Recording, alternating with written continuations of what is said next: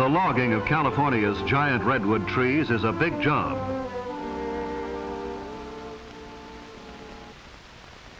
Even before the trees are felled, a railroad has to be built to take the trees to the mills to be cut into lumber.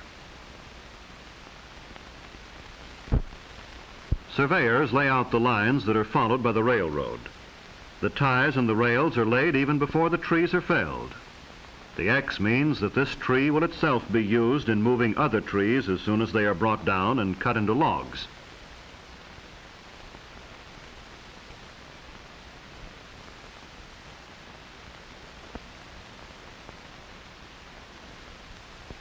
The topper will cut off the top and the tree will be rigged with cables and pulleys.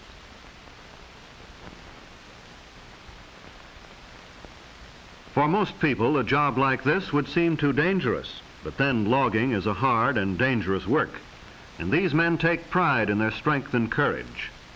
They are the men who fell the trees and get the logs out of the woods so that we may have lumber, for houses, for furniture, for the 1,000 uses of wood. And all in his day's work, over goes the top of this tree. The job of logging is well underway. Donkey engines are brought up to lift the big logs, haul them around and place them on railroad cars. Heavy cables and huge pulleys are needed to lift logs weighing up to 50 tons. The actual felling of a tree begins with the making of a scaffold for the axemen to stand on as they work. Then they begin their cutting their way into trees that may be as old as our civilization. For the redwood trees of California are probably the oldest of living things. The redwoods that grow along the coast live to be 2,000 years old. They are young at 350 years, they are mature at 1,000 years, and they reach old age at 1,500 years.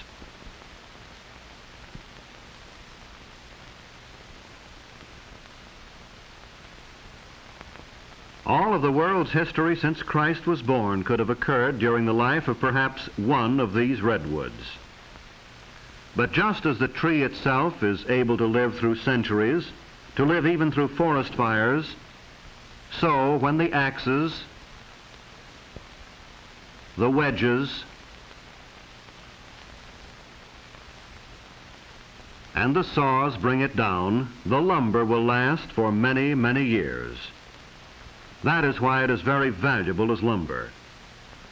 Insects and fungi do not hurt it, and it actually resists fire. So the saws keep working and the axemen bring the tree down, figuring the fall carefully so as not to hit other trees and splinter the wood. When the cutting is finished, the men get away fast from the base of the tree as it falls, for sometimes trees twist or fall in a way not expected. But usually they fall just as the axemen figured, and sometimes the axemen figure very closely, closer than one would imagine. So down they come, some of the world's oldest, biggest, and tallest trees that grow over 350 feet high, trees that may be over 20 feet thick at the base, trees that are so big that more than 20 houses can be made from just one tree. But don't think these giants are being completely destroyed. Many of the oldest and the biggest of the redwoods are being saved. Parks with thousands of acres of redwoods are set aside for our enjoyment.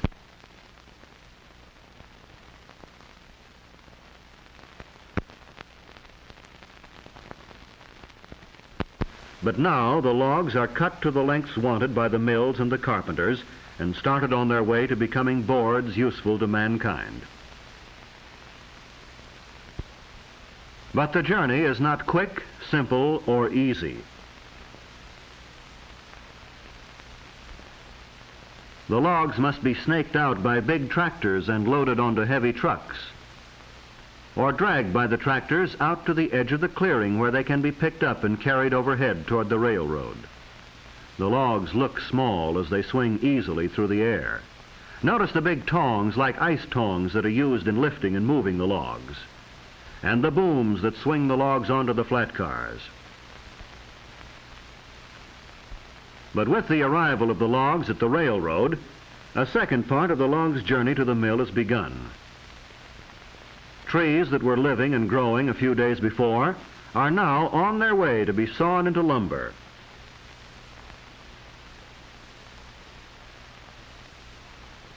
These coast redwoods are used for lumber, but there is another species of redwood which is not.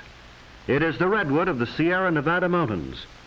The scientific name for both is sequoia, the name of a famous Cherokee Indian. The Sierra redwood is even bigger than the coast redwood. It grows to be as much as 40 feet thick at the base, and it lives longer. It may live to be 4,000 years old. Redwoods are today native only to California and a small section of Oregon. But thousands of years ago, they were to be found throughout Europe and Asia. They grew in countries that are now cold, but were at one time warm. Places like Alaska, Iceland, and Greenland. Their history goes back millions of years to the time of the dinosaurs. But here at the sawmill, the redwoods are just big logs that have to be unloaded into the mill pond. And the straight arm that is used in football is found here to be simple and efficient. Trainload after trainload comes to the mill to meet the huge demand for redwood in this country and abroad.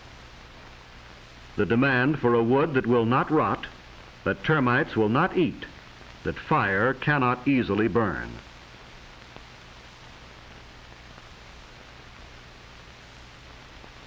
Into the mill pond they go, one huge log after another, each one meeting the demand for a wood with its special advantages. Here are the timbers that won't rot in wet mines, or the railroad ties that won't catch fire when burning cinders fall on them. And here is a mill where the logs are brought from the forest and stored in a mill pond where they can be easily moved. As fast as the mill can cut them, they are floated over to the conveyor belts and brought up into the mill. The bark is removed and ground up for use as an insulating material against heat. Then the big saws begin cutting off enormous boards. The whole log is moved past the bandsaw as each board is cut. The log moves back and then comes forward for the cutting of the next board.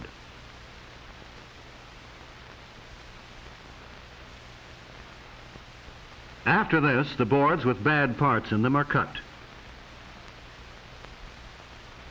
The trimmer man in the angel's roost, as it is called, can raise and lower his saws to cut out the bad sections and save the rest.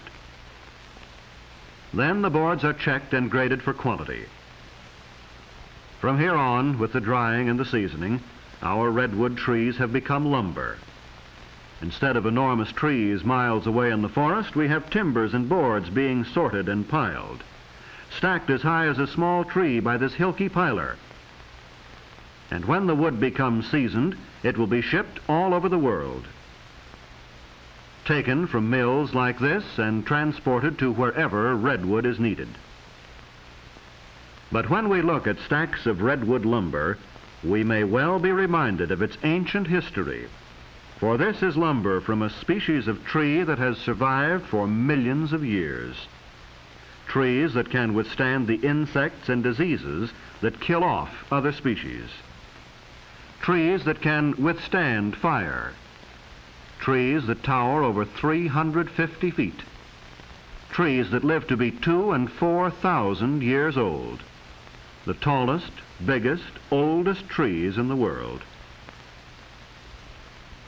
And so the lumber from such trees gives us a wood that has the same enduring qualities. Also the wood that has a beauty which we enjoy in our homes for its richness and warmth of color.